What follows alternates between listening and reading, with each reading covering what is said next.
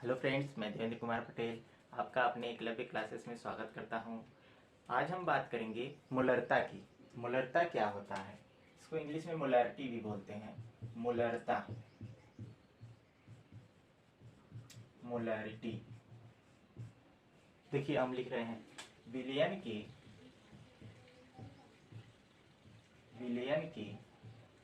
1 litre में उपस्थित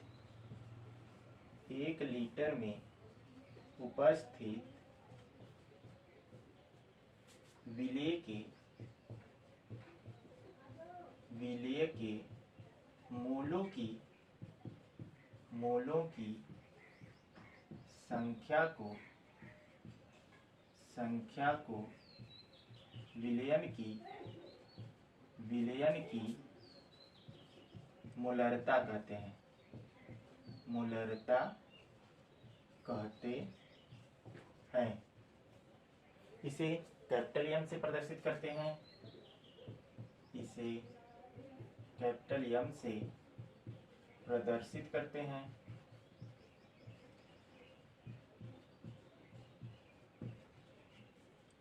देखिए हम जैसे कह दें कि अगर हमारे पास विलयन का 1 लीटर है तो उसमें जो विलेय के मोल उपस्थित होंगे उसको हम क्या कहेंगे? उसकी मोलरता कहेंगे। जैसे हम सूत्र बना सकते हैं इससे, मोलरता विलयन की मोलरता बराबर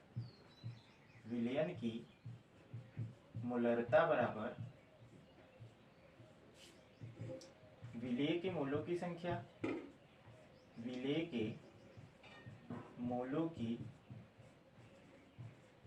संख्या बटे विलयन का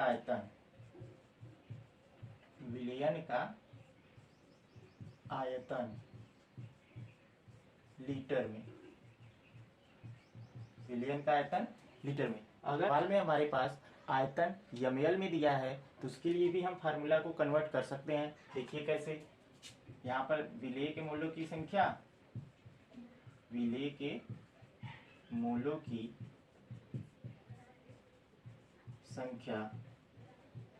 बटे विलयन का आयतन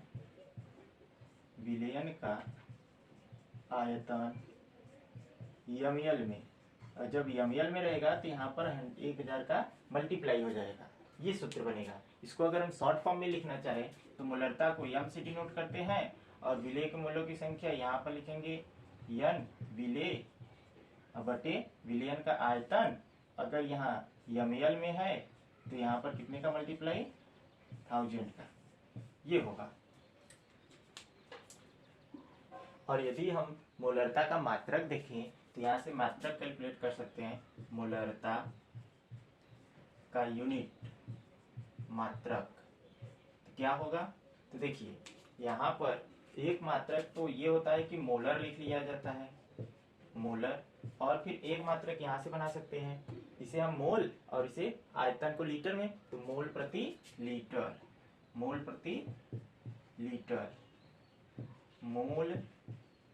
प्रति लीटर भी लिख सकते हैं। और हम कह सकते हैं कि मोलरता ताप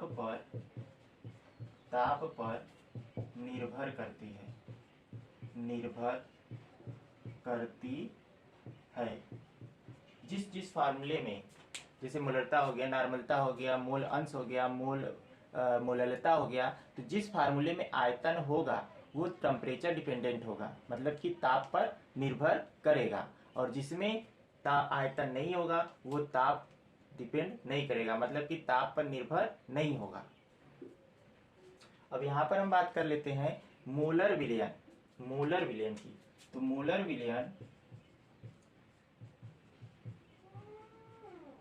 अगर मोलर विलयन की बात करें तो मोलर विलयन वह विलयन होता है जिसकी मोलरता 1 होती है। मोलर विलयन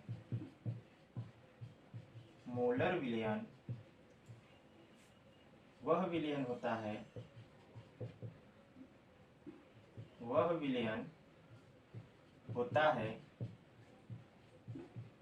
जिसकी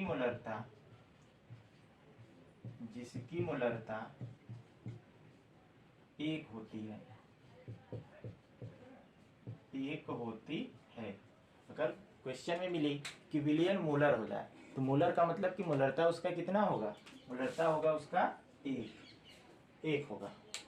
अब देखिए हम बात कर लेते हैं कुछ ऐसे पद की जिससे मोलरता को व्यक्त करते हैं। तो हम एक टेबल बना दे रहे हैं, मोलरता और प्रयुक्त पद, प्रयुक्त पद। अगर हम बात करें कि यहाँ पर अगर लिख दिया जाए कि द्विमोलर, द्विमोलर या द्विमोलर या बाईमोलर या बाईमोलर, तो उसके लिए मोलरता कितना होगा, 2m होगा। अगर हम लिख दें मोलर, तो मोलर का मतलब कि यहाँ पर मोलरता कितना लिया जाएगा, 1m लिया जाएगा। और अगर हम बात करें कि डेसी मोलर लिखा रहे, डेसी मोलर, तो डेसी मोलर के लिए जो मोलरता प्रयुक्त होगा वो होगा m/10, मतलब कि 1/10। अगर हम बात करें सेंटीमोलर की, सेंटीमोलर, तो सेंटीमोलर में देखेंगे तो सेंटी मतलब 100, तो m/100, इसके लिए क्या यूज करेंगे, m/100। अगर हम बात करें सेमी मोलर की, तो सेमी मोलर के लिए जो प्रयुक्त पद होगा वो होगा m/2, m/2। सेमी मोलर को अर्धमोलर भी कहते हैं। देखिए हम बता दे रहे हैं कि अगर द्विमोलर या बाईमोलर की बात की जाए तो वहां पर मोलरता कितना लिया जाएगा, 2m। और अगर मोलर की बात किया जाए तो वहां पर मोलरता 1 ली जाएगी। अगर डेसी मोलर की बात की जाए तो वहां पर मोलरता 1/10, मतलब कि m/10 ली जाएगी।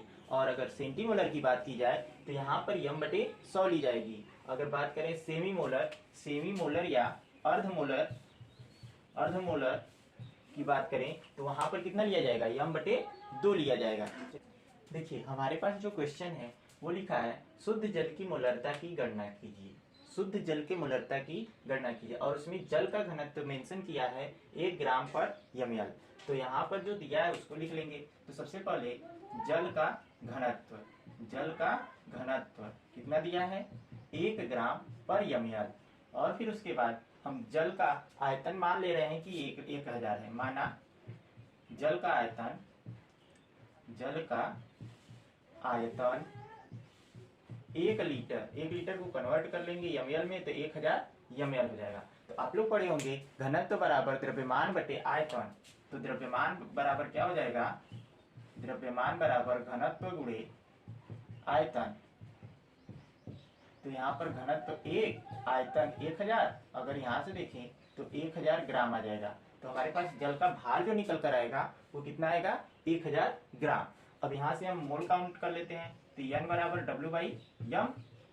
तो W का मान कितना, यही है W, तो कितना है 1000। और m कैलकुलेट कर लेंगे, m जल के लिए अगर निकालना है तो यहाँ पर H कितने, 2, और उसका परमाणु भार 1, प्लस ऑक्सीजन के लिए 16, तो टोटल 16 प्लस 2, टोटल 18 आ जाएंगे। तो यहाँ पर हम 18 लिखेंगे। मोल कैलकुलेट करेंगे तो 55.56 आएगा, 55.56 मोल आएगा। अब मोल मिल गया तो हम मोलरता का सूत्र लगाकर हल कर सकते हैं। मोलरता बराबर, मोलरता बराबर मोल की संख्या बटे आयतन लीटर में, और या तो फिर इसे अगर हम ml में लिखेंगे तो यहाँ पर कितने का मल्टीप्लाई, 1000 का। तो मोल कितना आया 55.56, और आयतन ml में कितना है 1000, और ऊपर 1000, तो 1000 से 1000 कैंसिल, तो यहाँ से हमारा मोलरता निकल कर आएगा 55.56 m, 55.56 m। तो हम कह सकते हैं कि शुद्ध जल की मोलरता 55.56 मोलर है, तो होती है।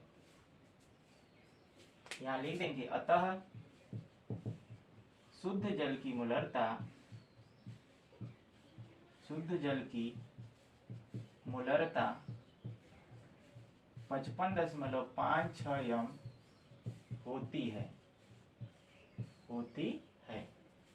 देखिए एक दूसरा सवाल देखिए इसमें पूछा है कास्टिक सोडा NaOH विलयन की मोलरता ज्ञात कीजिए, जिसमें NaOH के 40 ग्राम 500 ml विलयन में उपस्थित हैं। तो सबसे पहले सवाल में जो मेंशन किया है उसको नोट डाउन करेंगे।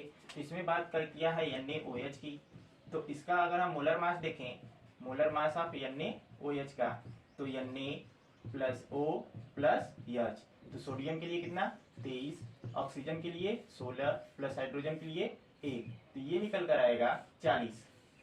और फिर भार की बात कर ले तो कितना ग्राम है, 40 ग्राम भार है।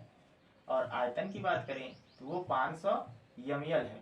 तो हमें फार्मूला ml वाला लगाना चाहिए ताकि आसानी हो कैलकुलेशन में। तो मोलरता बराबर n बटे भी ml में, अब गुणे मल्टीप्लाई कितने का हो जाएगा 1000 का।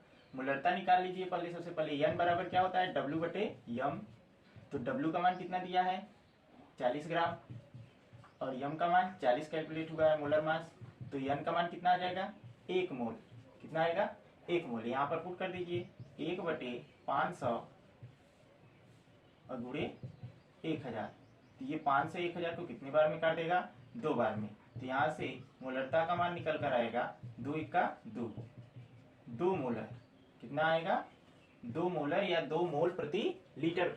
तो हम कह सकते हैं लिख कर कि अतः NaOH विलयन की मोलरता 2 मोलर या 2 मोल प्रति लीटर है। आशा करता हूँ आप सबको ये समझ में आया होगा मोलरता। यदि समझ में आया तो मेरे चैनल को लाइक, सब्सक्राइब और शेयर जरूर कीजिएगा। धन्यवाद।